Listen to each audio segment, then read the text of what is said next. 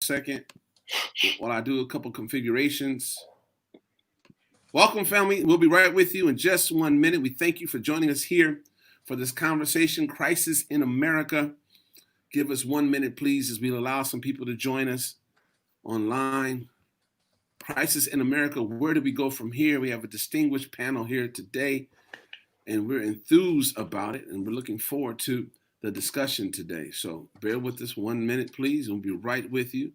We'll let a couple more people join us online.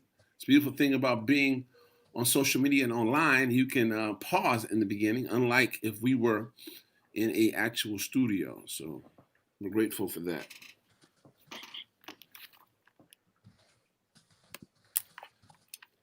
All right.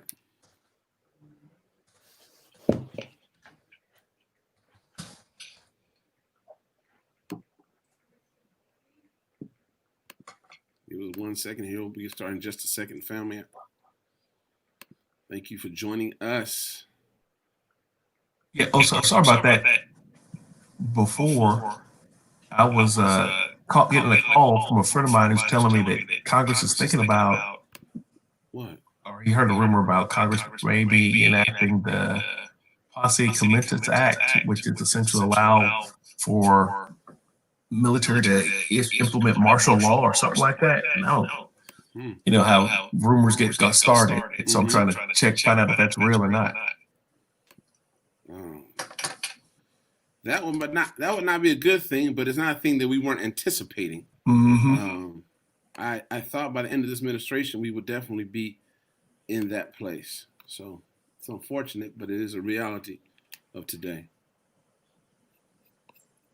All right, we'll be right with you, family. Just give us 1 more second. Give us 30 seconds and we'll get started with this conversation. You join Crisis in America.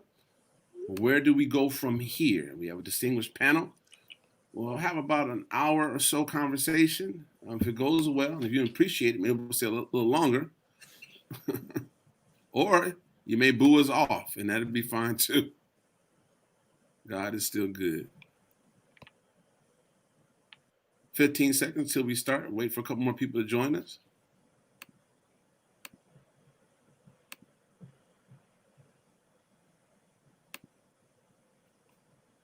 All right. Family, you're joining us now. We're Crisis in America. The question is, where do we go from here? We'll be starting in about a real 15 seconds, not a preacher's 15 seconds.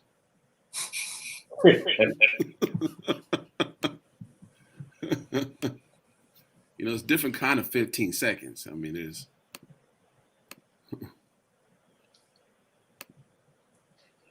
all right. I'm waiting on my man Torian. I don't know what happened to Torian.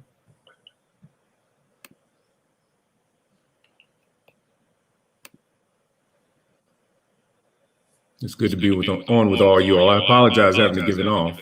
The mayor just called. They had the wrong address for the staging for the protest today. And they were like, are you all starting buses coming from your church? I was like, we're not directly downtown. That's the downtown Trinity. All right, gentlemen. We're in the hood. You know, honestly, I've actually been to the wrong Trinity when I visited before. Oh, really? Okay. Yeah, there's several. I've actually done that. All right, we're live. We're going to wait on Torian, but we're going to go ahead and get started. America, thank you for joining us here today. We're joined by a distinguished panel here of Reverend Dr. Otis Moss from Trinity United Christian Church. Did I say that right? United Church of Christ. Church of Christ. I just want to add you guys into something else, man. Trinity UCC, our distinguished pastor there, a great man of God. He has a scholar. Let me pull up his bio here. He's a scholar. Before we do, I'll go around the table here. Charles McKinney, he's a professor in Memphis, at Rhodes College in Memphis. He's chair of the Africana Studies program. We have I made you Pastor David. I didn't see no burning bush. I don't know, man. Maybe I was being prophetic there, so don't worry about it. So David Tandy, he is an attorney and former president of the City Council of Louisville. And I'll go back and do their bios again as we get started. I'm waiting for one more guest to join us, and it's bad to start when the guest isn't there, but we're going to go ahead and get started anyway. So, gentlemen, as we get started here, the question of the day is crisis in America. Where do we go from here? And let me do a proper introduction for Reverend Dr. Otis Moss. I'll give you the first word, Reverend Dr. Otis Moss. You had a text actually that you sent out, and I thought it was appropriate. I thought it was a lion text that you sent out. It talked about revolution and revival. But Reverend Dr. Otis Moss is, as we said before, senior pastor at Trinity United Church of Christ. He is did his studies, his master's studies at Yale University, but most importantly, he is a graduate of Morehouse College. He also has his doctorate from Chicago Theological Seminary. He has written a number of books. His first book was titled Greater Freedom, The Evolution of the Civil Rights Struggle in Wilson, North Carolina. That was me. That's Charles. Oh, Charles. Charles, give credit for somebody else. Charles read the book. Charles wrote the book. I read the book. I read it. Otis read the book written by Charles. Yes.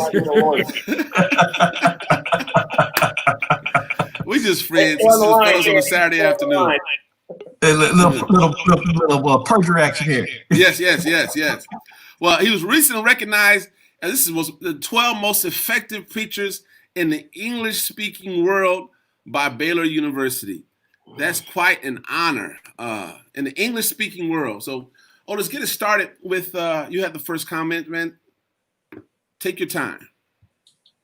All right. Well, first of all, I appreciate being on this panel with all of these incredibly gifted brothers. And you mentioned the statement that I made. I just tweeted out information that talked about the fact that tears are not enough, prayers are not enough, legislation is not just enough.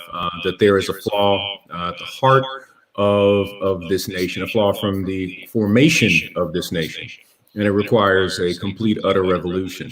And also a revival, a revolution of who we are, what we seek to be, and a revival that goes to the literal spiritual genome of what this country has always been from its beginning. So that there needs to be some gene therapy for this nation, because we're fighting two viruses right now. There's the virus of COVID-19, and then there's the virus of COVID-16-19. That we have always been dealing with. And we have to have the kind of individuals, women and men, who are willing to literally overturn and tear down and rebuild, but not build, in the words of Audre Lorde, not utilize the master's tools to rebuild the house that we're attempting to construct. Amen. That's a good way to start us off. Let's take it over to the professor, Professor Charles W. McKinney Jr., the true author of the book, Greater Freedom, The Evolution of the Civil Rights Struggle in Wilson, North Carolina. His second book, he co-edited with Aram, I'm going to say this man's name wrong, ask him to please forgive me, Gudsensen, as Insight Light, Black Struggles for Freedom in Memphis, Tennessee. He's a professor over at Rhodes College. He's a distinguished professor at Rhodes College of history at Rhodes College, but he's also the Neville Frierson Bryan Chair of Africana Studies, which means that somebody likes him enough to appreciate his work that they paid for him to be chair of Africana Studies. So I'm pleased to, Professor, could you please open us up with your first statement as far as crisis in America? Where do we go from here?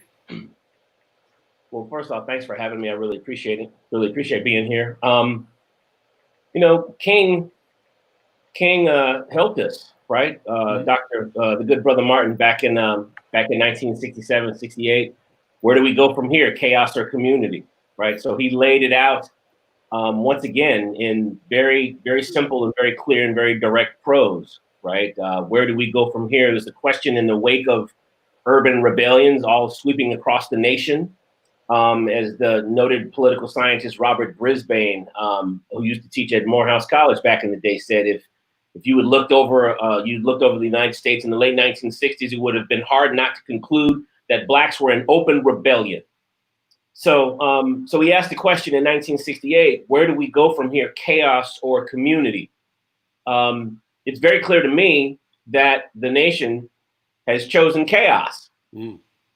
We have not chosen community because we have not chosen to do the things, in the words of Eleanor Roosevelt, to do the things we think we cannot do. And that is about an investment in the status quo. That is about an investment in the things that Reverend Moss was alluding to, an investment that was cultivated on the shores of this nation back in 1619. An investment in white supremacy, an investment in racial subordination, an investment in what one scholar calls necropolitics, right? So this idea that the system is broken, the idea that the system is not working, that's not right. The system is working exactly the way it was designed to work, right? It was constructed to subordinate, to marginalize, to dehumanize Black life. It was constructed to enslave and to subjugate and to demean, right? So this system is working. And the question becomes whether or not we as a nation, right, will have the will to move ourselves toward community and away from chaos. And if we're not willing to do that, we'll be right back here again in a short little while. Wow, you said that the system is functioning the way that it was created to function. I don't know if that's a strong statement. I love that statement. I think people are really grappling. I'm grappling on it because I didn't look at it that way. I know that, but I haven't looked at it as such as we've been going forward as I matured in life. Next, we have up for opening statement the attorney David Tandy of Louisville. David is of counsel in the office of Denton's Bingham Greenbaum, which is the largest law firm in the world. He practices in the firm's local government and diversified business solutions. He's also a member of the National Public Policy Practice Group. David was served as the 7th and 10th president of the Louisville Metro Council in the great city of Louisville, Kentucky. And he married to the sweetest, most brilliant, kindest woman outside of my wife that I know. And so, David, opening statement for us. Well, thank you, Pastor Barry, for having me on the broadcast with you this afternoon. Truer words have never been spoken with regard to my wife and my ability to marry above my pay grade. But miracles never cease and continue to flow every day. But with regard to, and I hope this is being recorded so I can show this to her later on. As it relates to Louisville, is no different than what we're seeing across the country. There is unrest here in the city of Louisville.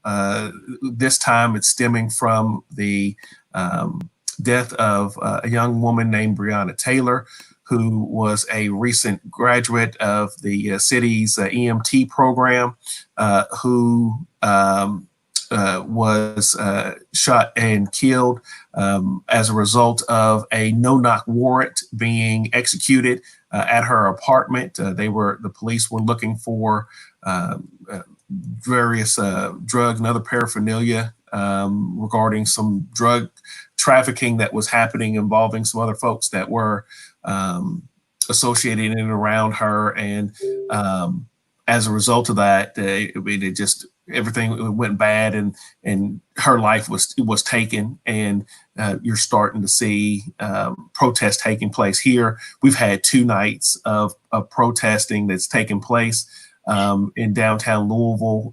Today, the breaking news is that our mayor has implemented a curfew, a dawn to dusk curfew that is essentially locking down the city to try to curb some of this protesting that's taking place. There are reports there are people from outside that are coming in to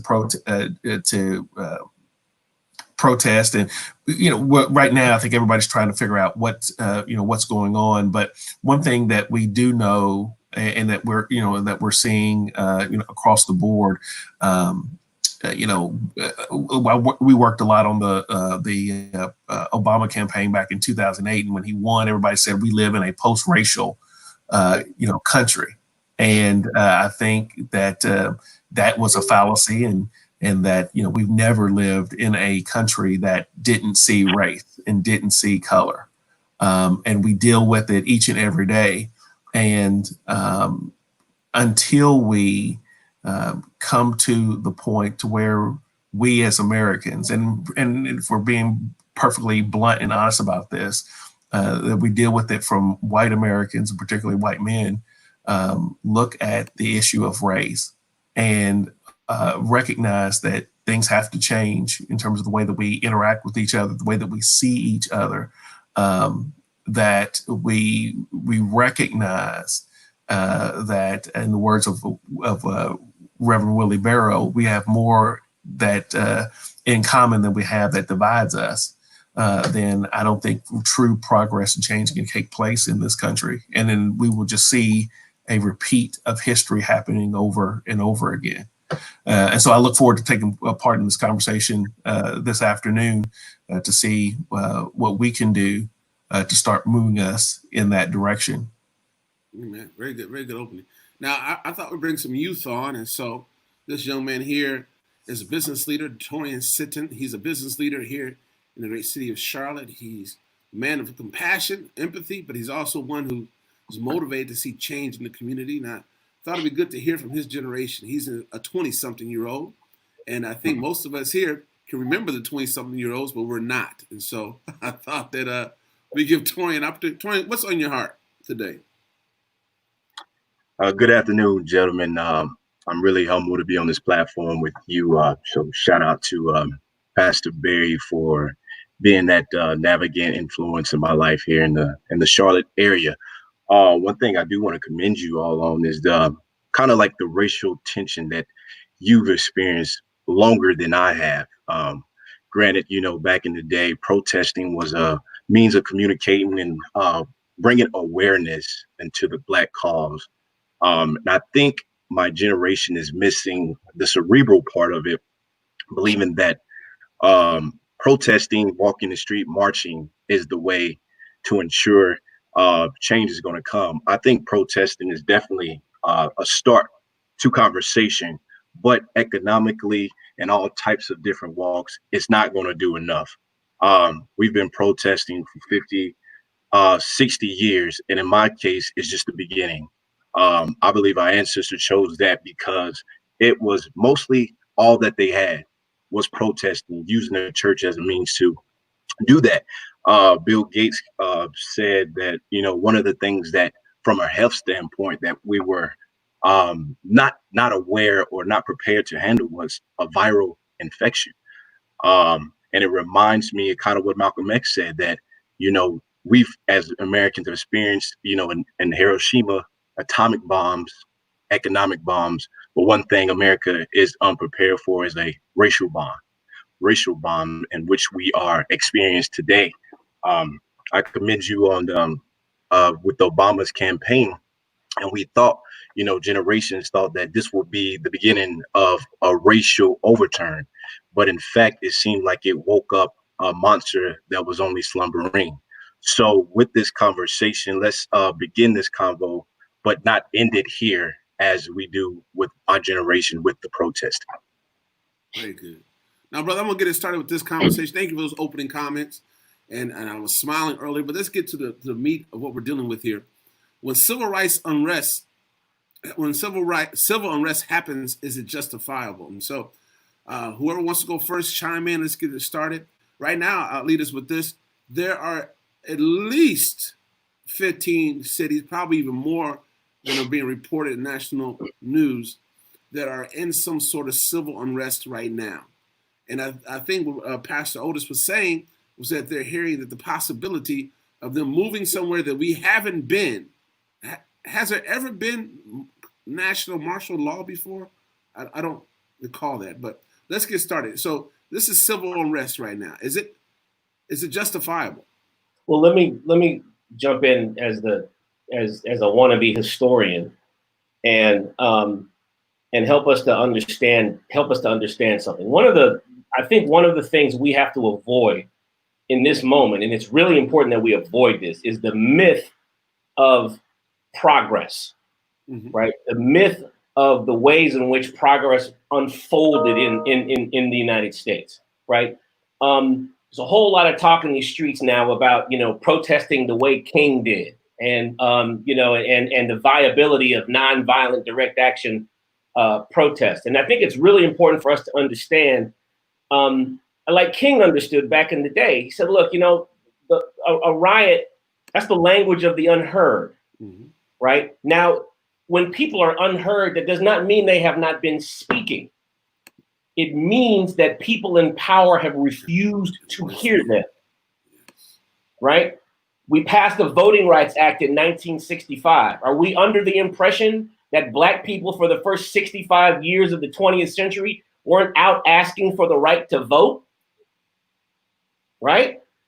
I mean, we had spent 100 years demanding the right to vote in the country. We had sent letters. We had lobbied Congress people, right? We had organized voting registration drives. We had done all of the things that citizens were supposed to do in order to acquire the vote. We were met with refusal, resistance, terror, and murder.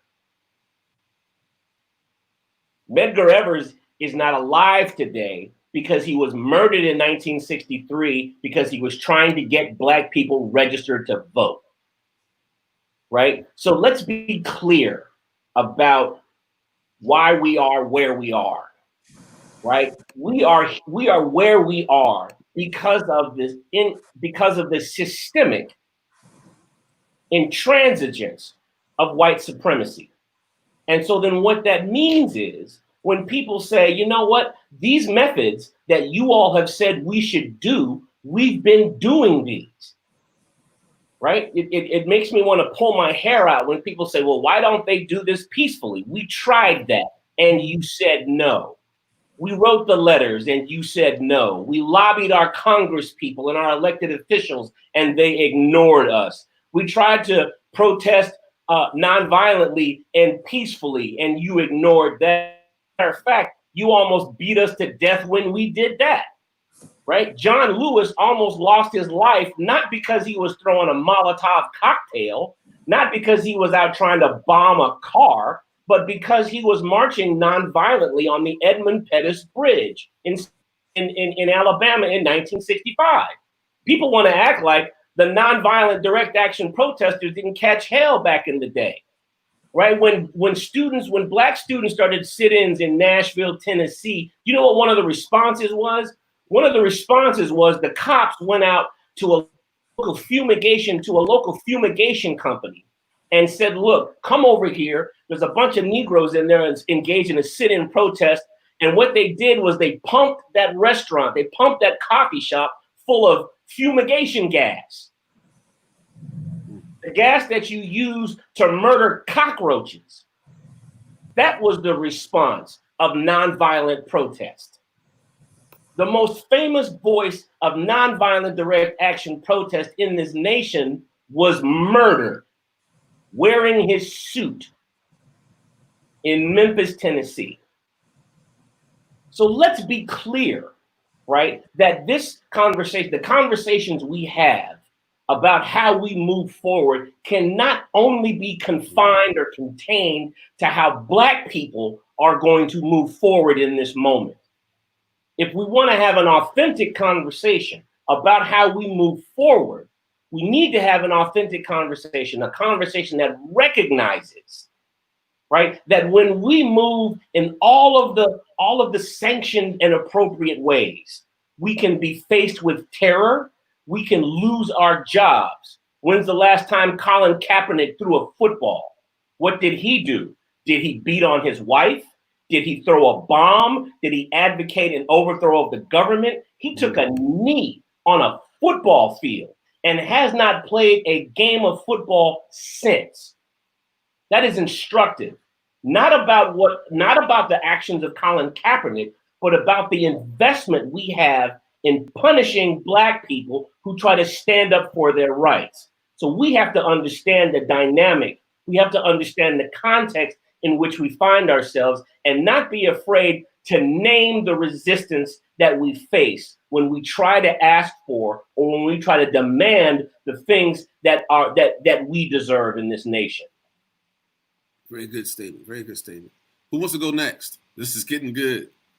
We have the scholars and historians here. So next up, Otis, take it.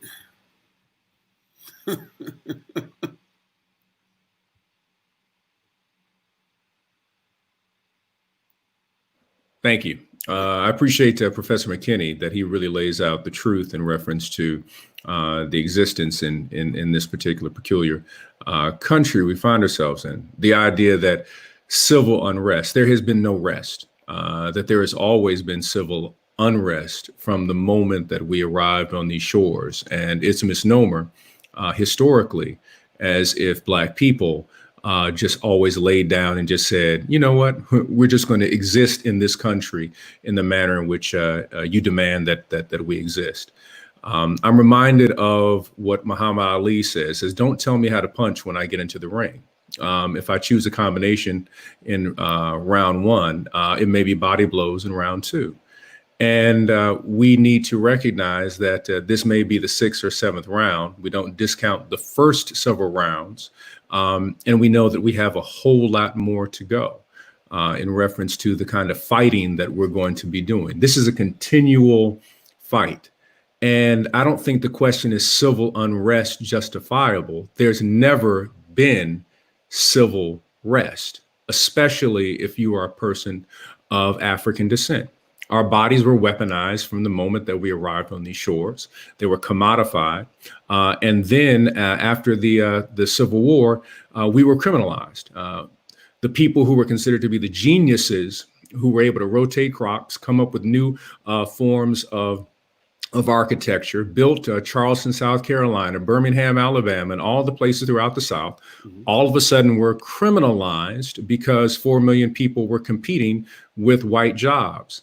And so you had this clash, as David Roediger talks about, this whole white production in reference to jobs. And so we are seeing the culmination of this continual virus right now. It will not end today. We will continue to fight in a variety of forms. America, as it is constructed, is anti-Black. America, as it functions, does not see us as fully human. The portion of our personhood is enshrined in the Constitution, that we are solely only 3/5 of a human being. So it is not civil unrest being justified. There has been no civil rest. And until white people recognize that whiteness is an idolatry, a social construction that is designed around racial hierarchy and racial terror, we will not see transformation. There has to be a dying of whiteness. And guess what? Black people cannot completely do that. White people have to recognize that their real religion is whiteness, capitalism, and bowing down to the altar of white supremacy. That's brilliant. So, Attorney David, I'll bring you on. Before I do so, I want to bring on Pastor Darrell Crisp. He's the pastor of Total Praise Church of God in Christ in Minneapolis, and he's been on the ground. So, Darrell, before we ask you to speak and tell us about Minneapolis, David, you want to add to this current discussion right now? Yeah, the only thing I want to say with regard to what we're discussing right now, I think one of the ways to look at this is that to understand that there's not one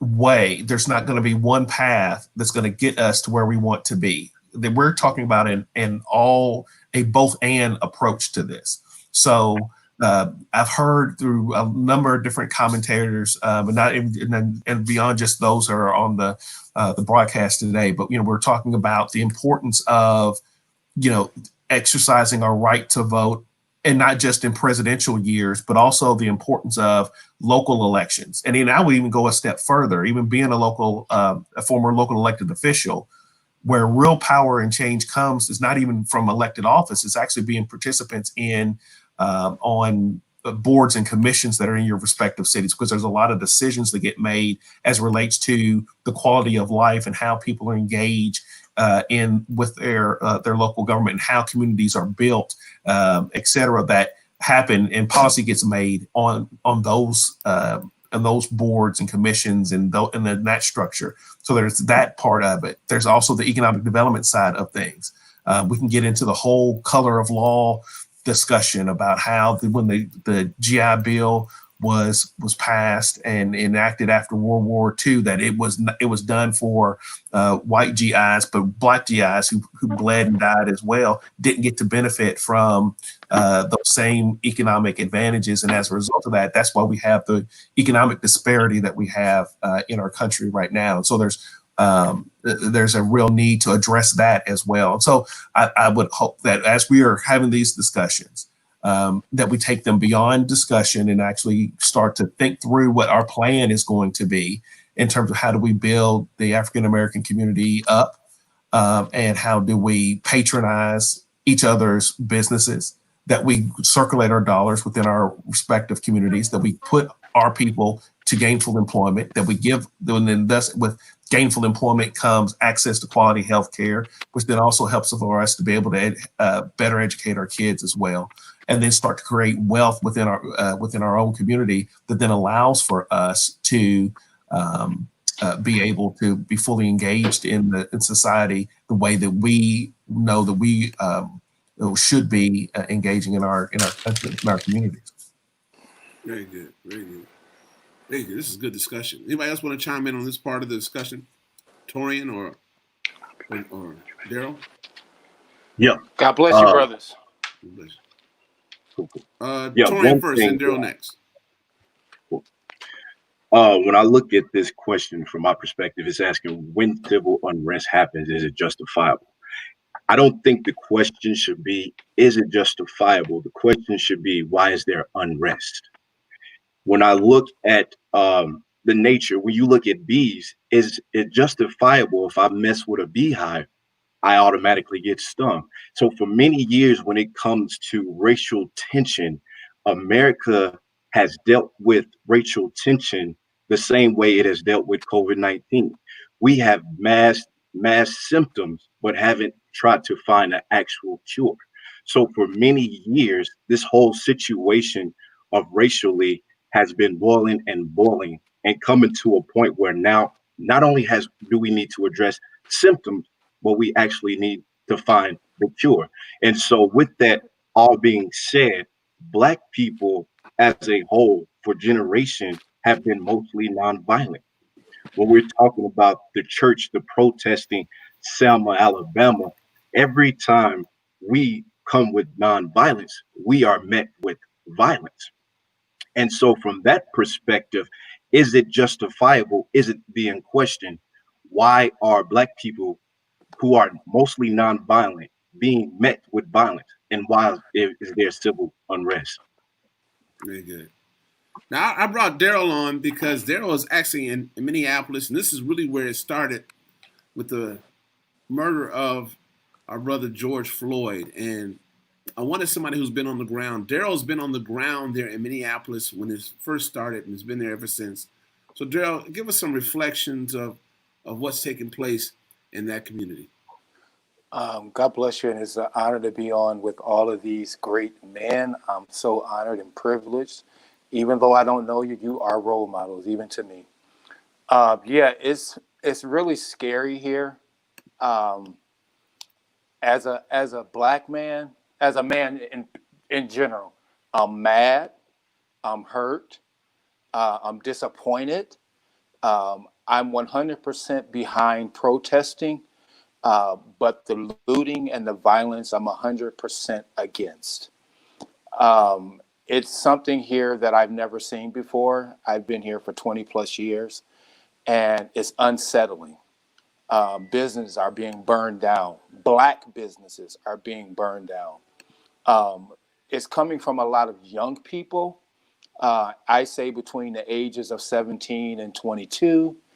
And I look at that and I'm in awe because I want to know, what did these parents teach these kids? Where are your parents at? What did they put on the inside of you?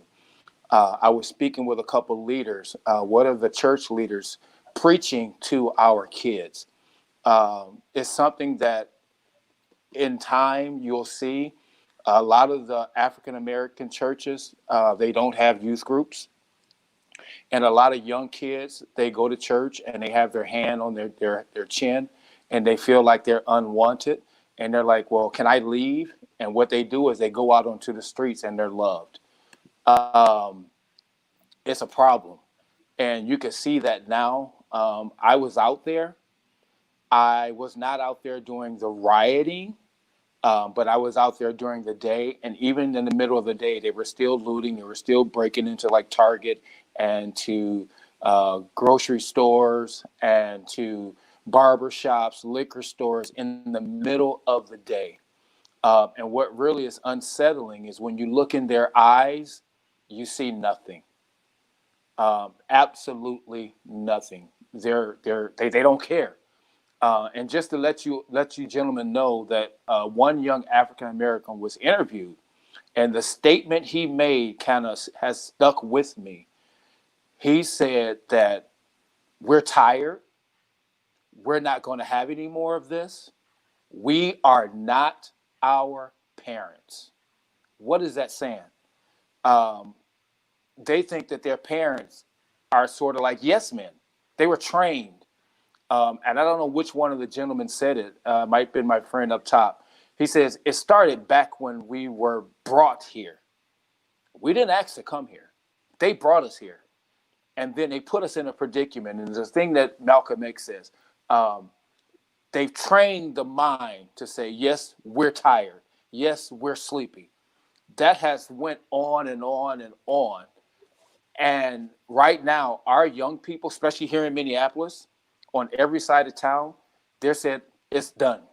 You're not gonna push us around anymore. So are they yes, in martial law? You have a curfew now in Minneapolis, or? Yes, sir. There's a curfew, Minneapolis, St. Paul, and the surrounding cities. And what's so scary about it, even though they have that, these kids, they said, I don't care. I'm not going anywhere. And they haven't. All right. I don't want to hold you there. I want to put this up, and then I'm going to ask that Dr. Otis respond and give us some light. Darrell spoke from one position of the church, and I think it's relevant that, and the beautiful thing about us as a people, we're diverse, we're complex, and we have different experiences. And the beautiful thing about this panel also is we come from several different places at the same time and have different experiences. But this was, I saw a video this morning, and this is within the statements from the brothers. We don't want a violent protest out here, fellas, talking to the police, but y'all killing us in the streets like animals. Y'all leaving us no choice. What do y'all want us to do? Lay down and die was his question. And I think, and I'll put that up there because there seems to be an intellectual portion, a part of this demographic that are in the streets that have understood intellectually what's taking place, although they're out in the streets protesting, rebelling, and having an uprising. So just want to make sure everybody puts it in the context who are watching. There's varied understandings and varied levels of what's taking place. And then I'm going to shut up in a second. But in Los Angeles, it was known when Rodney King took place that we were strategizing because there's going to be an element that was going to go out and was going to be rough in the streets. And so people planned for those reactions because we knew it was going to happen. But there was some intellectual leadership who was thinking things through and organizing that took on other steps beyond that for the good of the community. And there's been some changes as a result during that time period that doesn't really get covered much because people spend more time on the rioting and the looting. I would say the rebelling and the uprising. But Dr. Moss, what are your thoughts? I want to bring up a particular thought that came to my mind as we were having this discussion is in terms of proportional response. And I want it to be, for those who are listening, when we talk about protest and response and disturbance, oftentimes this burden of violence is placed upon Black people. And we use the term violence as if it is the same as what happened to George Floyd, Breonna Taylor, the same as if what happened to Ahmaud Arbery. We're talking about, I think we need to put in the context of property destruction and not taking of life. So whenever Black people have made the choice for self-agency, there's always been a response of taking our lives or debilitating us physically. Whether it is in an organized particular fashion of we're going to be a sit-in, or whether it is a disturbance in LA in 1992, the proportional response has always been take Black people's lives because they are seeking agency in no matter how form or fashion. And I think it's important to the discussion because I get a little bit frustrated with some of the news commentators who place things on Black folks. Who's going to tell them to stop? But then there is no particular proportional response to say that, wait a minute, look at the conditions that have caused what is happening, versus then saying to the person who has a knee on their neck to say, we don't like the fact that you're yelling. And so I just think that we don't want to take hold of the language of some of those who are attempting to place us in a box. That said, one of the interesting points of history, maybe Dr. McKinney could help us out, but in 1955 in Montgomery, Alabama, when they organized the sit-in, what was interesting, and I got this piece of history from my father, is that during that period, there was no crime that happened within the African-American community, that there was really no need for the police. People were essentially policing themselves. Second thing is in 1992, you had one of the longest, quote unquote, street organization truces that happened that comes out of the Rodney King disturbances. Again, multi-layers of organizing.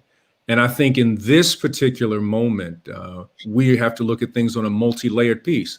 There are some folks who cannot be in the street. Why? Because there's another virus out there that will take us out. And there are different levels of how people can serve. So I'm hoping that this moment will allow us to organize on multiple levels in spaces where everybody who's on this panel, spaces that we can never go into because of where we function and where we operate. But we can build relationships with brothers and sisters who are in particular spaces in our community who are all falling victim to this overarching virus that is destructive to our very lives. And that virus is white supremacy. The third thing that I want to mention is that I think that there is a level of something that we have not seen before, that there is an international play at hand. There is a hacking of the American electorate. There is a hacking of our consciousness through social media, that there is an entire system, and I'm not an expert in reference to this at all, but I've just been reading some pieces in reference to the new Jim Code, talking about the utilization of AI, that if you are racist and you program AI then comes out racist.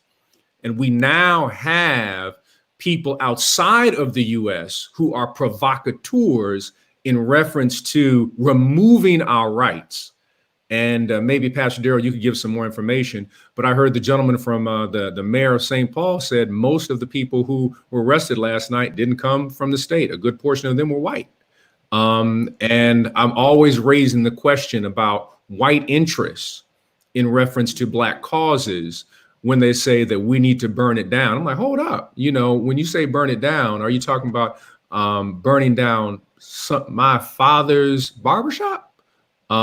Because there was a level of a Black community ethic in disturbances where you didn't touch things that were a part of our community. So there are some questions going on here that I think I would love to have someone who has some expertise around the new Jim Code to help us understand that there are some provocateurs that are trying to take advantage of these moments and undercut any type of progress we may be making. I hope I'm making sense, but there's some things that just kind of popped in my head. Yeah, if I could jump in really quickly. First to your question, Reverend Moss, Ruha Benjamin, who is a professor up at Princeton, is doing some amazing work on the new Jim Code, and she is a brilliant scholar. Oh, I'm muted. I don't know if you want me to respond. Yes, you are correct. I listened to our governor and both of our mayors, and it was confirmed that out of everyone that was arrested within these riots did not live in the state of Minnesota. The majority of them are white. We couldn't understand why a lot of the Black businesses were being burnt down or being destroyed. And you figure out, like you were saying, they come in to destroy those Black businesses, not knowing if they have the funds to recoup or to rebuild. That's something that a lot of the African-American leadership is talking about now. A lot of the leaders are speaking with our governors to handle that particular situation. And they are asking a lot of the people, even tonight, they're saying close to 100,000 people will be at this rally. And they're deploying 1,200 troops to this rally tonight. And they're pleading with the Minneapolis St. Paul that if you are a resident, to go home so that they can get those rioters that do not live within our city. That is destroying our culture. And I agree 100% with you. I radioed or emailed the news media to say, why are you interviewing Caucasians for something that's affecting our African Americans? They're only interviewing our Caucasians that are going out and cleaning up, which I agree with. But interview the ones that are down there hurting, the ones that's their community, the ones that are being affected by what's happening within the last 3 days. They're not doing that. They're trying to make us look like we're the bad ones in this entire situation. And the aftermath are the Caucasians, which, I have no problem with. They're the ones that's coming in, cleaning up, making sure that we look nice. But we're the ones that's out there doing all the damage. That's the ones that we want to affect, the African Americans. And there are some whites that are rioters as well. But a lot of the younger rioters are African American, and they're the ones that are here that are hurting, that we as a community need to reach out and love. Very good, very good. Reverend Barry, the other thing I would want to add really quickly is, yes. As a civil rights scholar, I go to King a lot. Yes, that's okay. Right, and Brother King Morehouse, class of '48, and his thinking on violence is very instructive here, right? In terms of the ways in which he thinks about and talks about violence, and getting back to Reverend Moss's point, right? There's levels to this, right? On April 4th, 1967, in the Riverside Church in New York City, he says, I can't actually, in good moral faith, condemn the violence of individuals who are engaged in violence on the streets of the United States, when the largest purveyor of violence in the world is my own government. And he was talking about, of course, Vietnam. right? So there's levels to violence. And I think one of the other challenges that we have to confront when it comes to talking with young people about violence, right, is we have to be honest about our nation's relationship to and with violence. Right? From since 2004, we have killed 4,000 Pakistani citizens with drone strikes. That's just Pakistan. That doesn't include Afghanistan. It doesn't include all of the other places where we dropped bombs, right? We wanted to kill one particular terrorist a number of years ago, and so we killed 125 people to get to this one terrorist that we wanted to kill. 125 innocent people, right? We blew up a wedding. Our government, the government that we all pay for, we blew up a wedding because we thought this man was going to be there, right? So when I have conversations with my sons about violence, right, this is what they're coming at me with. Dad, did you see what we did over in the Middle East yet last week, right? So I can't, in good faith, talk to him about violence at home and violence and our relationship to violence without having a much larger and more honest conversation about our nation's investment in violence, right? Now, that's not to condone, right? But it's to recognize, right? We have to honor the ways in which, right, the multiple relationships and the multiple iterations we have with regard to violence in this country. Right, sometimes violence is perfectly acceptable. Right, the vast majority of the movies we watch in this country, right, are predicated on somebody killing somebody else. The vast majority of the video games all of our children play are predicated on somebody killing somebody else. Right, a whole bunch of the music that we listen to, right, is predicated on somebody killing somebody else. Right, so television shows, cop shows. Right, I grew up on cop shows. At the end of the show, I want somebody dead. Right, generally the bad guy. Right, regardless of their color. So so I think it's really important for us also to be mindful of the multiple ways, the multiple types of relationships we have with violence in our nation, so that we can craft the best possible responses to these complicated moments. That's good. That's good. I want to jump to David Tandy. David, jump on in with us real quick. There were a couple of things I wanted to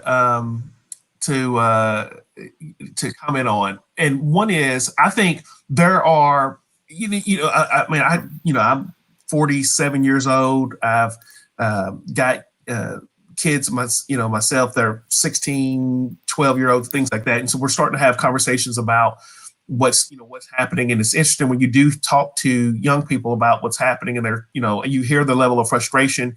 And then they always, there's always that discussion about, well, what generations past have done. And then if you're a student of history, or you really start paying attention to generation after generation, you find that every generation said the same thing about the previous generation before them. King's generation said that their parents were sellouts, and then you go through the process, and now you're hearing our generation saying that King's generation are sellouts, and it keeps perpetuating on. So that part of the discussion, I really don't give too much credence to. I just keep telling people keep on living, and you start to see that there are levels to this in everybody's life. But there's one thing that can be learned from, that I believe lessons to be learned from the civil rights movement, was the fact that it was organized, and that there were, and just using here in Louisville, for example, we had student sit-ins. We weren't a city where we had an HBCU in the city that we could use to get students, but our students were high school students. And there was organization that took place that would allow for the students to go from the high school down to the counters to go have the sit-ins. But then there were the attorneys, the Black attorneys in the community, who were organized to where they would pay the bail money and to get them out of jail that night so they could go back to school the next day and then go back and do a protest again. that level of organization has to take place, in my opinion, as we are going forward with our level of protest, where there'll be civil unrest in the streets, but then also the disruptiveness that needs to take place in various boardrooms or in other structures, as well. And that organization has to be there where we're providing the resources to allow for those folks who are on the front lines and leading the charge to be able to put food on their family's table and to be able to get out of jail with bail money and to be able to have the resources to then have legal representation.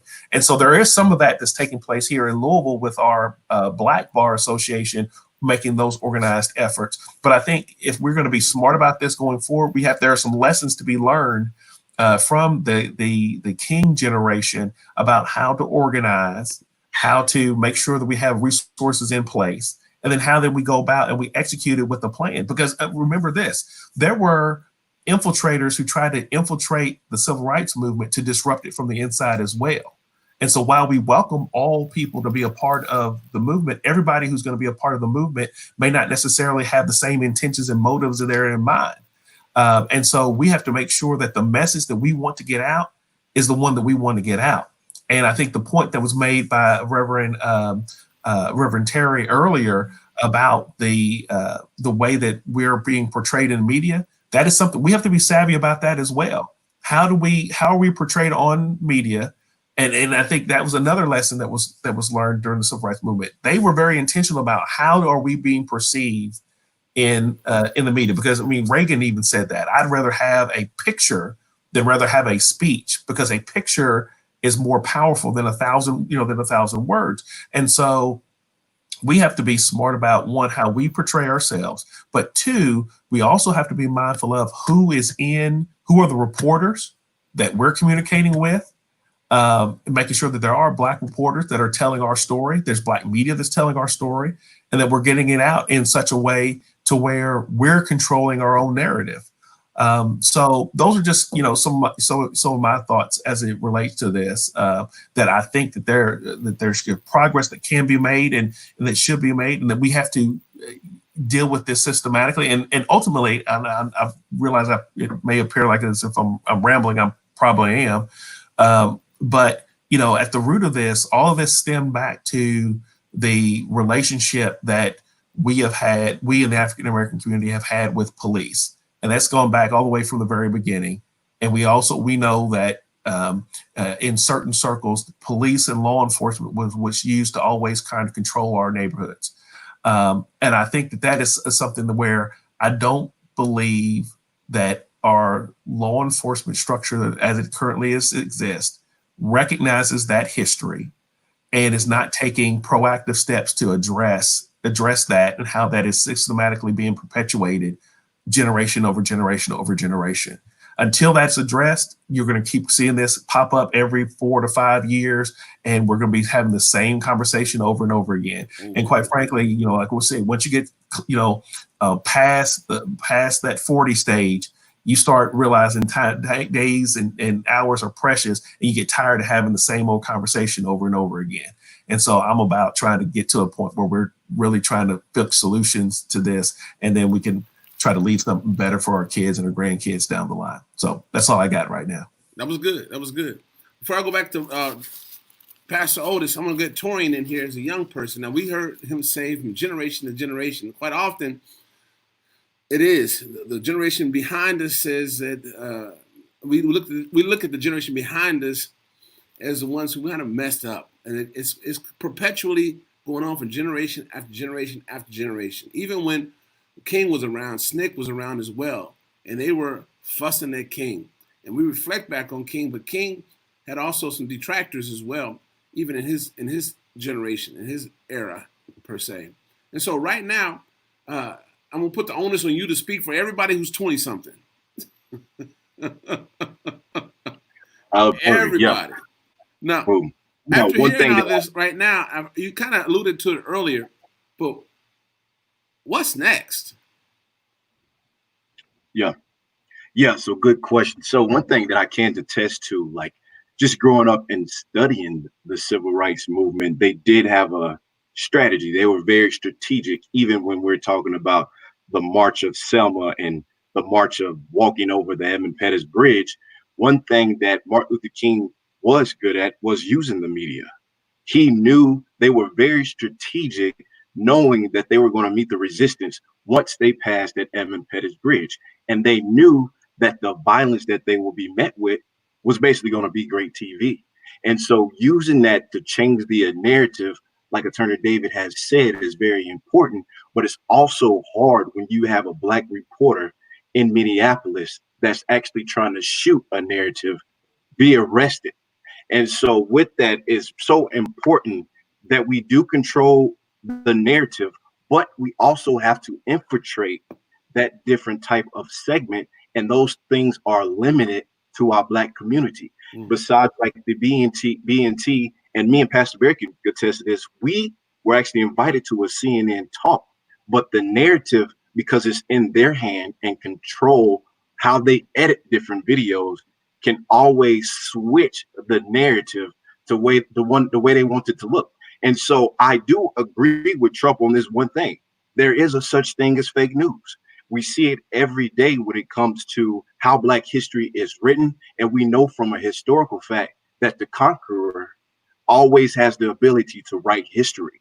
So being able to write our own history is very important. And with my generation, to speak on us, we have outlets that the generation before didn't have, and which is what? Social media. So but the problem is we're not as strategic as the generation was before us. We're going out, unlike the Edmund Pettus, the Selma March, we're going out to protest with no strategy, which is detrimental and very deadly. Because when we are met with the resistance that we have, the first thing is we're met with violence. We want to meet them with violence. Because of that theory, we are not our grandparents.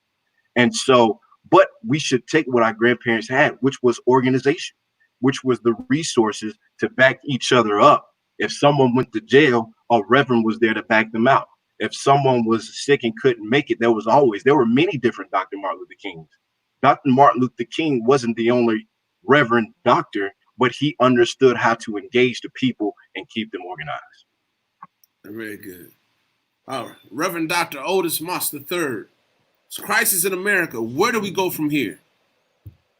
Right now we're moving toward more chaos. And I think that going through the chaos is the only way that you can get to community. That there has to be, and when I say chaos, I'm speaking of there has to be resistance. There has to be a continued fight. I was reminded of what somebody posted. I thought it was very funny. They said they were tired of marching. And my response was, how can you be tired of marching if you never marched? How can you be tired of crying if you never cried? How can you be tired of praying? You don't pray. It said, just as Torrance said, we have to organize. There is power in organization. There is power in community. So there has to be, one of the things that I learned, my father and my mother met in the movement, and they said that there were several principles that when they would have strategy sessions, they said, first was the education phase. What are we attempting to try and what is our goal? So they would educate themselves on a particular goal. And the one that they were sharing at this moment was the desegregation of Atlanta. They said that their goal was this ability to be able to move into any space without the threat of violence or arrest. That was their goal. The next piece was the plan of negotiation. They said that we're going to negotiate, but we know they're going to tone us down. But nonetheless, by negotiating, we find out what their plans are in the process.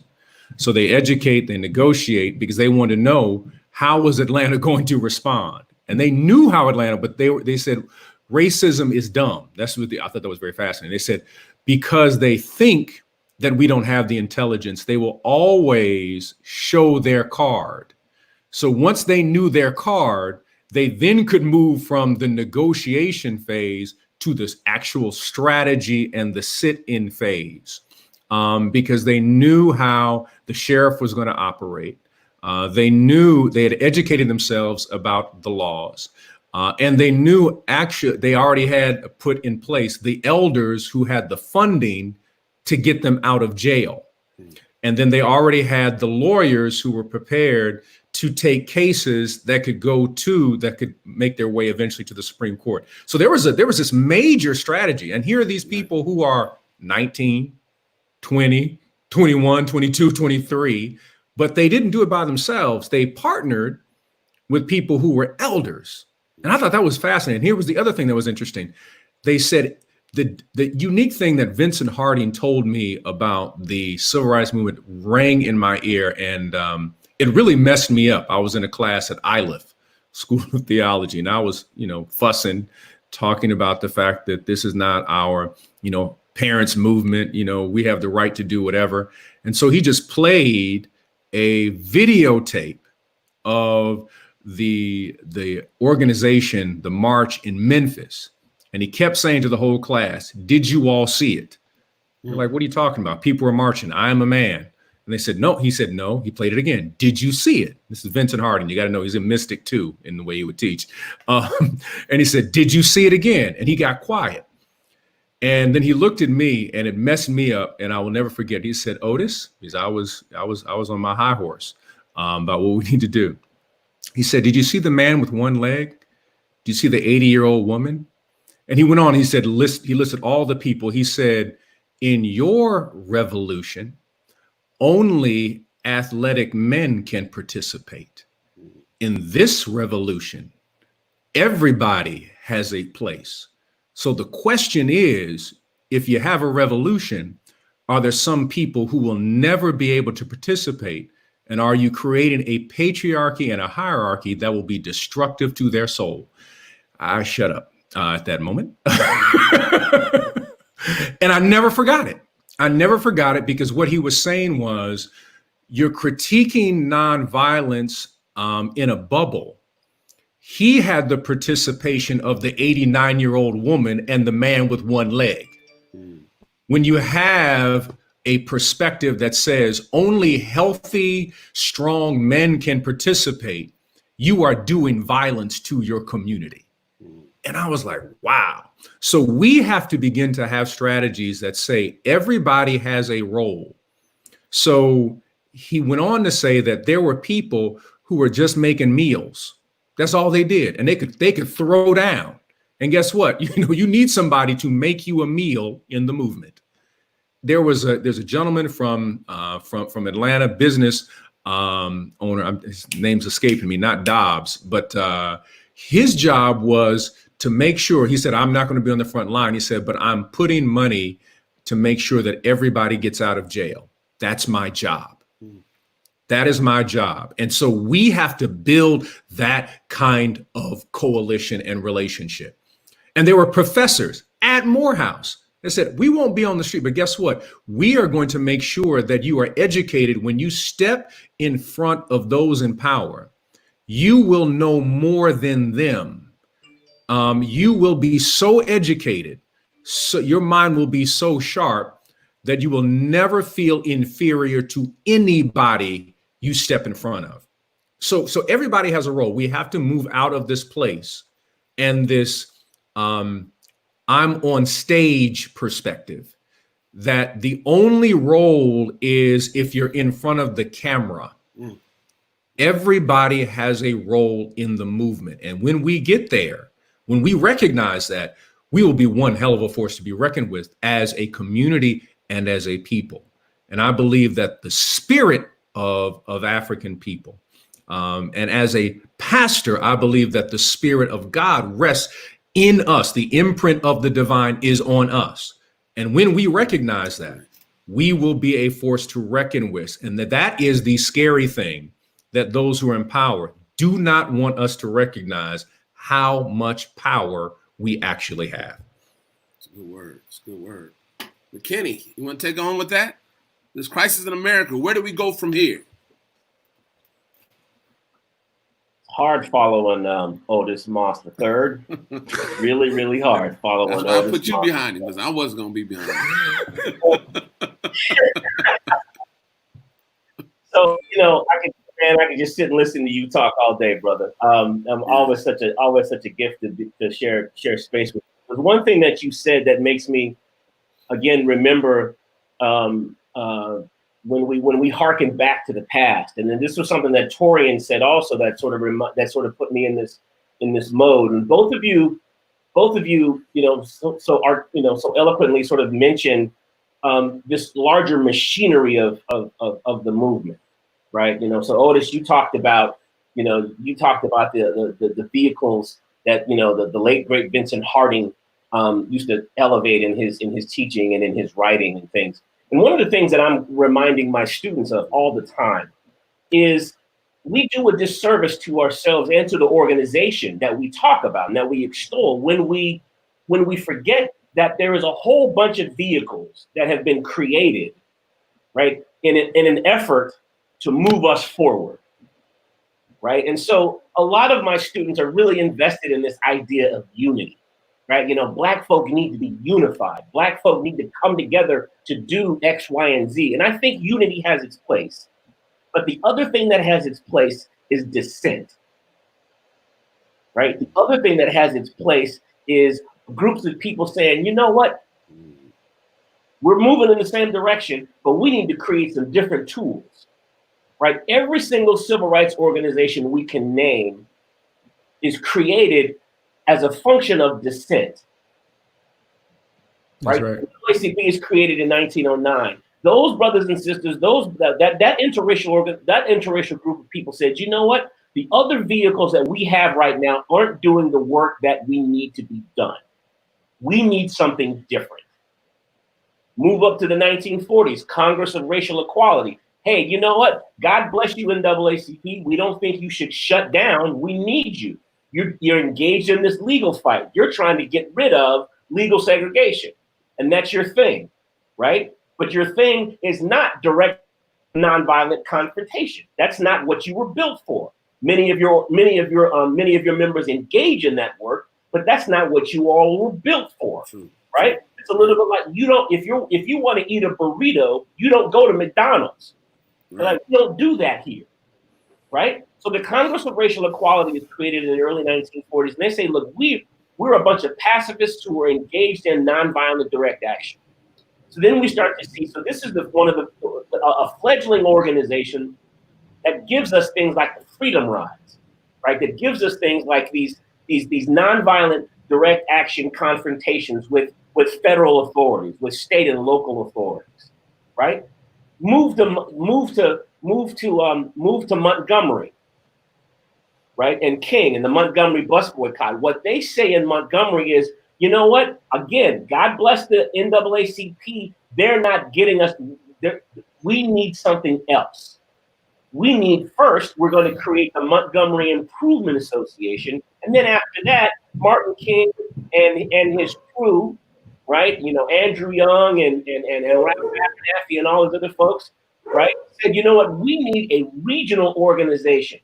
The NAACP, God bless them, they're based in New York.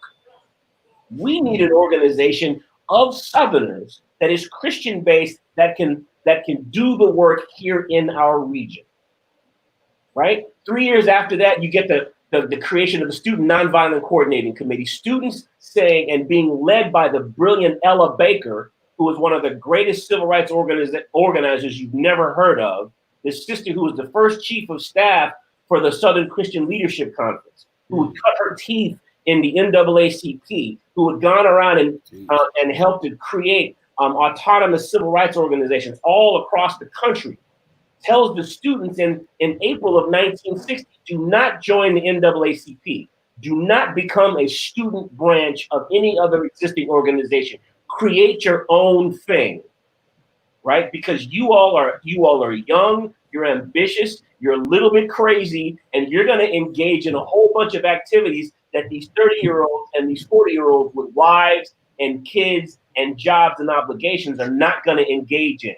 And so the sit-ins that we see in 1960, that's not because Black folk came together and said, hey, let's do the sit-ins. If you had asked your grandma in 1960, hey, grandma, can I go down to Woolworths and get arrested and get taken to jail by some white cops, Big Mama would have told you no. Right? So students are bringing a level of activism and a perspective and a will and a desire to do something different in that moment. So one of the things that we miss when we think about and talk about the civil rights movement is all of this innovation, right? We miss all of this tension. We miss all of this cacophony of ideas, right? These ideas about, hey, does direct action work, right? Thurgood Marshall never thought direct action worked. Thurgood Marshall is a titan of the civil rights movement, right? He is, he's the man, he's the face, one of the primary architects of the Brown decision, right? That gives us the Brown v. Board of Education, right? He is a titan in the civil rights universe. At no point in time did he think direct action was a viable tactic, right? That's a disagreement. That's a titanic disagreement he had with the direct action wing of the movement. Yes. Right. So all of these things are happening. So this isn't a math problem, right? In terms of 2 + 2 is 4. This is what organizing looks like. This is the 1 or 2 things that we need to do in order to move forward, right? What we see when we go back into the 1950s and 60s and 70s, right? What we see there is a host of organizations, right? That when they come online, they are saying, look, you know what? Y'all have put in some good work, but we need to move in a different direction. 1966, the Black Panthers are created. They say, hey, you know what? Y'all aren't getting us where we need to go, right? We're starting to see the intractability of white supremacy. We have a critique on nonviolent direct action. Nonviolent direct action is not solving, for instance, the problem of police brutality. Right. We ain't fixing that problem with nonviolent protests in the streets, right? And we're not saying that we're necessarily going to fix that problem, but we have another idea about how to confront that problem. And that idea is self-defense. We're not running around shooting up white people in white neighborhoods, but when the cops come to our neighborhoods, we believe we need ourselves, right? Yes. And there's a huge debate about that, right? But we do a disservice when we eliminate that debate. We do a disservice when we eliminate and refuse to talk about the range of options, right? When it comes to tactics, when it comes to thinking about how change happens, and also the range of options. I'll say this and I'll shut up. The range, the dynamic range when it comes with regard to nonviolence and self-defense, right? I just made a mistake that I chastise my students about, right? In terms of, look, don't just boil down this idea of violence, quote unquote violence, down to, right, brothers with berets with shotguns, right? Nonviolence was a dynamic tactic that lived and coexisted with self-defense. Let me give you a quick example of that. What do you call it when a group of nonviolent activists are in a church planning an action, and that church is guarded by 13 black men with shotguns? Deacons for self-defense. Come on. They're called deacons. Yeah, right. It's not violence. It's not violence, right? What Charles Payne and others will say is that's unviolence, right? And unviolence is, racist white cops and Klan members. If you stay nonviolent, we will stay nonviolent, right? Like an activist used to say back in the day, me and my 357 Winchester, we are both nonviolent, right? And we will be nonviolent with you as long as you are nonviolent with us. And so again, these are debates that individuals and organizations are having all across the country in terms of how do we deal with this monster that is white supremacy, right? How do we deal with this many-headed hydra that is segregation, right? Getting rid of segregation in lunch counters is hard work, and it is admirable work. Getting rid of racism in a police department is a whole other level of work. Getting rid of racism in an educational system, getting rid of education in a housing arena, that's a whole other level of work. How do we do that work? And how do we sustain and maintain that work over time, given all of the different tools and tactics that we have? And so this is a real complicated issue. And a whole bunch of folks have a whole bunch of answers in terms of how to move forward. So we also have to be very careful and make sure that we honor and understand the symphony of solutions that Black folk and others are bringing to these problems. Man, thank you. I don't know if people can appreciate the fact that people pay thousands of dollars to sit in the classrooms where you guys talk, and we're getting it for free right here. And this has been brilliant how you're bringing things together. That's awesome. I'm gonna put the pressure on you now, Torian. Crisis in America. Where do we go from here? And before Torian answers, I'm gonna give everybody else a chance to have your last statement, closing statement. Talk about whatever you want to talk about. I was talking about freedom, but whatever you want to talk about, it has to be about freedom or whatever. But Torian, your turn. Yeah, it's very good. So one thing that Attorney Charles said that was very, very, very mind profound was that we're missing that partnership that the old generation coming into that newer thought, new generation, like the Black Panthers, like Kwame Ture, they didn't try to invent the wheel or try to invent something else. What they did were try to add new information to what was already being done. One of the other things that Kwame he was saying that I do respect Martin Luther King's procedures. I love the way that he does things. If you suffer nonviolence, if you suffer long enough, then things could change. But Kwame also is quoted as saying, but the problem is that your enemy has to have a conscience. And so if your enemy doesn't have a conscience, the nonviolent way will never work. And so it was nothing that they disagreed with, even when Malcolm X and Martin Luther King disagreed on a lot of things. But one thing that they did agree on was the unity and elevation of Black people. And so now that you have my generation that I feel is trying to do a new thing versus pulling on that older generation to kind of say, we may not do it the same way that you guys do it because we have a new type of struggle, but our enemy is still the same. So reaching on past resources and that past wisdom and reaching on that partnership to kind of help us deliver some of that wisdom to help us like mitigate some of the mistakes that we would make that Kwame Ture and the Black Panthers was actually able to skip. But I would say this and end with this, when it talks about freedom and the idea of freedom, it's hard to articulate and expect freedom to be given when it hasn't been given already. We're not the first group of professors and businessmen and attorneys to have this conversation of how do we become free. They had it in 1865 when it became the Reconstruction. They had it in 1923 when you got Marcus Garvey and all the people. How do we become free?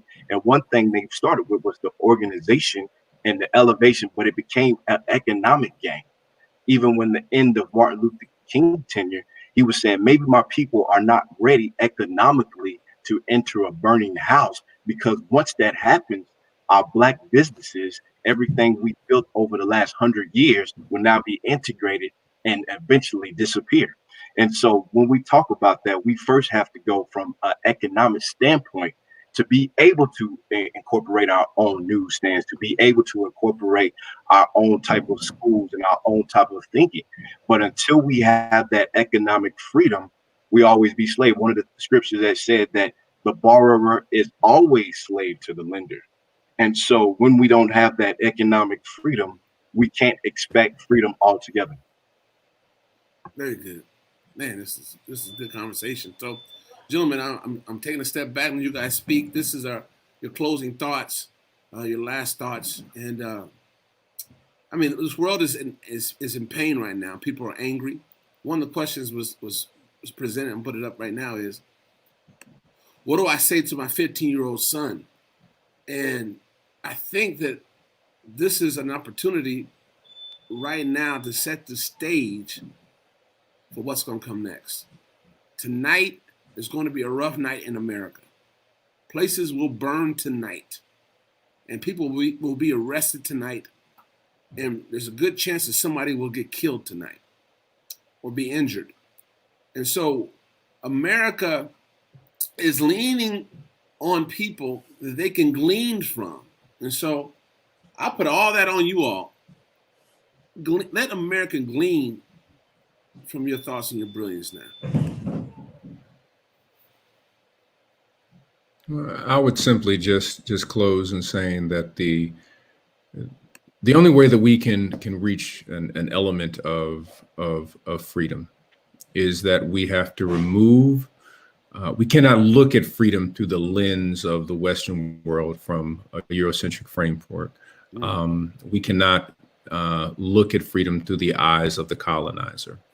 That we have the gift of the Black imagination is one of the areas that will move us to freedom. And one of the casualties of white supremacy is the suppression of the Black imagination. The idea that we can imagine to be free. The second connection to that is the idea of what I call the village ethic. What I believe that the connectivity and interconnectivity that we all share, not just as Black people, but as human beings in general. But specifically, I raised the question about Black people. And I'm glad that Torin brought up Kwame Ture and the importance of his work.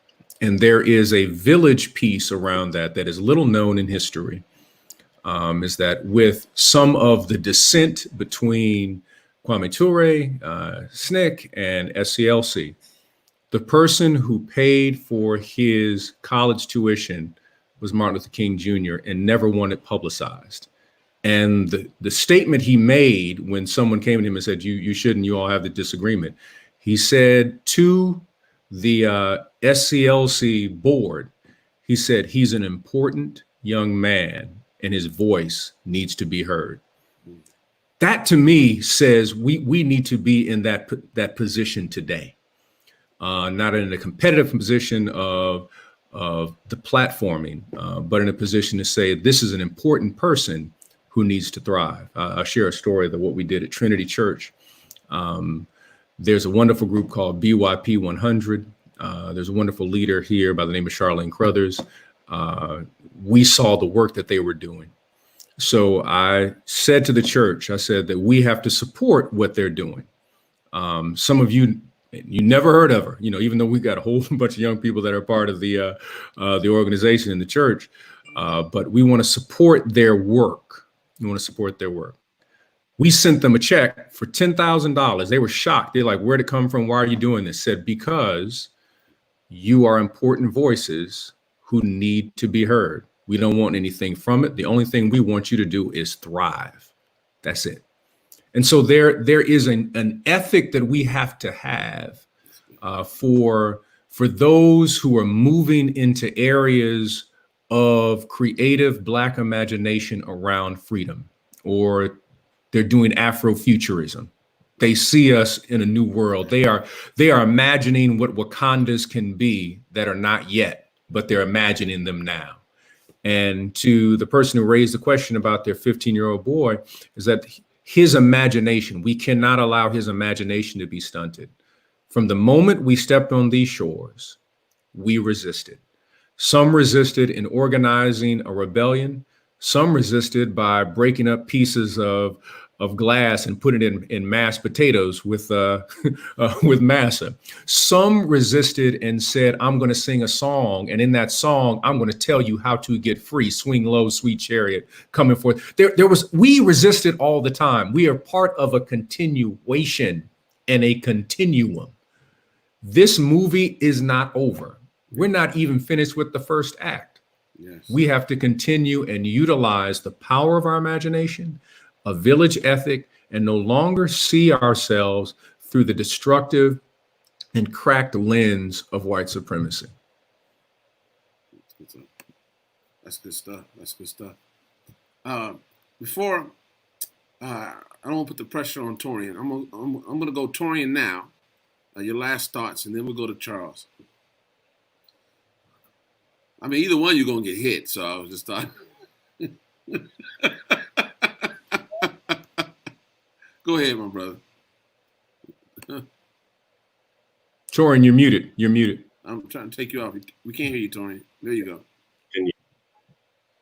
Yeah. I was saying I feel an odd going after Dr. Otis right after his elegant speech, but I do agree, Dr. Charles. But with that being said, I like what you said about the imagination and how great it is to have an imagination, especially for a 15-year-old, because it had not yet hit a 15-year-old how hard it can really be once you grow up and become a full-grown Black male.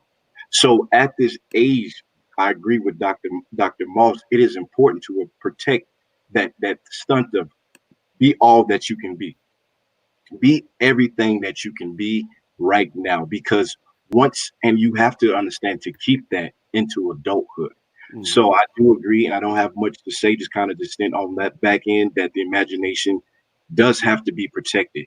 That yes, you're a Black male, and I'm thankful for the Barack Obamas and all those that made it to the White House, because not only was that helping Black Americans some stink, but one thing it did help us was our imagination. So thank you, Dr. Moss, for that. Dr. McKinney. So many good words. Again, thank you, Brother Barry, Reverend Barry, for having us on for this. It's been a great conversation. I think a number of things, and one of the modes of resistance, one manifestation of resistance is survival, right? The Lord heard our cries when we were trapped and beaten, sustained, trapped and beaten and transported to a strange and foreign land in the bottoms of slave ships, right? The Lord heard our pleas as we tried to build communities of love and sustenance in the midst of slavery, right? So this question, what do we tell our 15-year-olds? I think about what we told 15-year-olds 200 years ago, right? This is a hard moment, and we have been in hard moments before, right? Do we think this moment is hard? How about that moment when your 15-year-old is getting ready to get sold to a nearby plantation, right?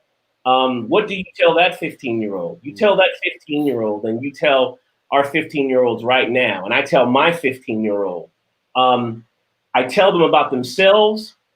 I tell them what's theirs, right? And what's not theirs. I tell them about who they are, right? I tell my 15-year-old about that he is loved, that he is brilliant, that he is beautiful, that he is a child of God.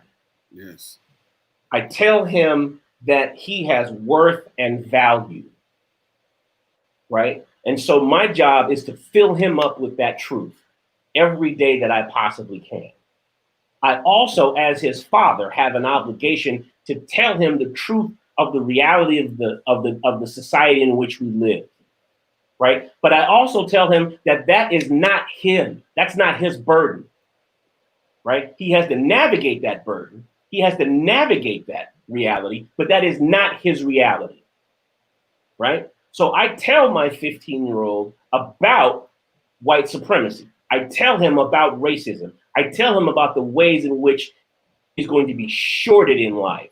And then I tell him that he has to always remember that he is sustained by his parents, by his grandparents, by a community of people who loved him before he was out of the womb, who loved him when he was still wet and tied to an umbilical cord, right? I remind him, and that love that people feel for him, that is the stuff of transformation. That is the stuff of community.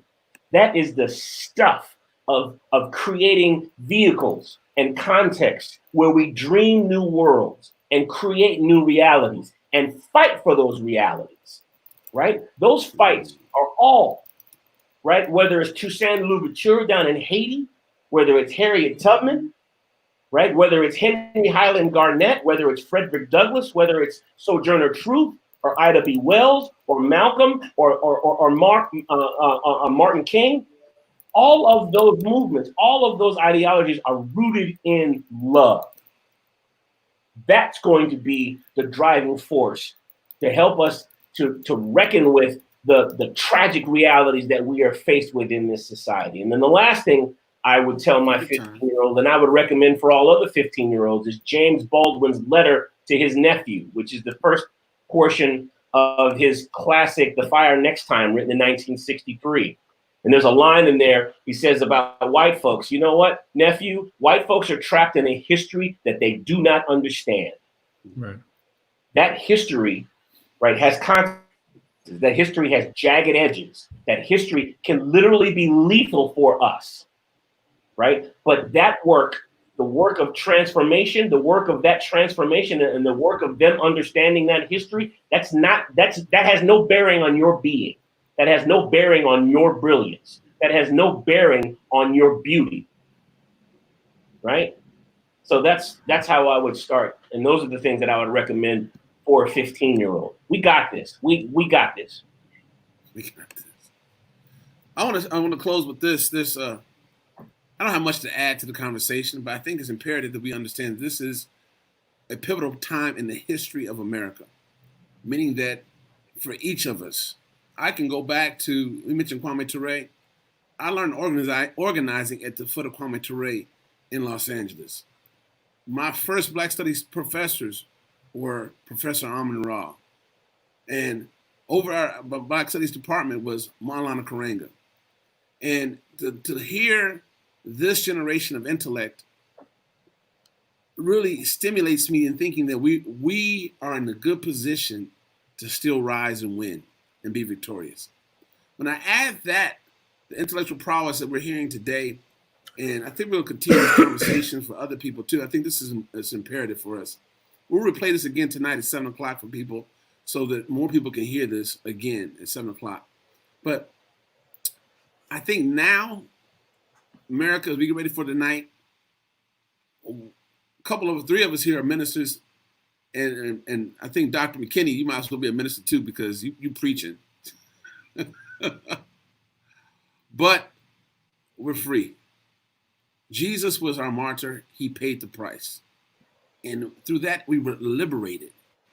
And we need to take on the mindset change how we think is that we're liberated. And not to allow others to continue to put their foot on our neck like it's been for the last 400 years and few months. We witnessed a lynching on television, and I'm tired of seeing, I know many of us are tired of seeing continued lives being taken by others who will not be found guilty. Prayerfully, he will with this light charge of third-degree murder or manslaughter. But do you know, America, that within the first time a police officer was found guilty of killing an unarmed Black person was in the last 10 years. So we need to keep that into our frontal lobe when we're dealing with this type of battle that we're in. But we're going to get through this. America's in a crisis. Where we go from here, we're going to keep going on until we get to a place where we all can experience the freedom of mind, spirit, and soul. Amen. I want to thank each and every one of you. I want to thank those who've gone on. Attorney David Tandy from Louisville, and also Brother Darrell Crisp from Minnesota. They added some context here today to what's going on in their cities, which are highlighted in national news today. Tonight's going to be rough, family. Let's all remain prayerful. And I believe and trust that God has already given us a brighter tomorrow, although we see darkness today. Thank you all for joining us. Have a blessed day, man. Appreciate you all. Let's do this conversation again sometime and see what happens. But I think the world was pleased with what was heard today. Have a blessed one. Thank you, family. Thank you so much. Yes, sir. You all take care. Blessings to you all. Take care. God bless you. Blessings.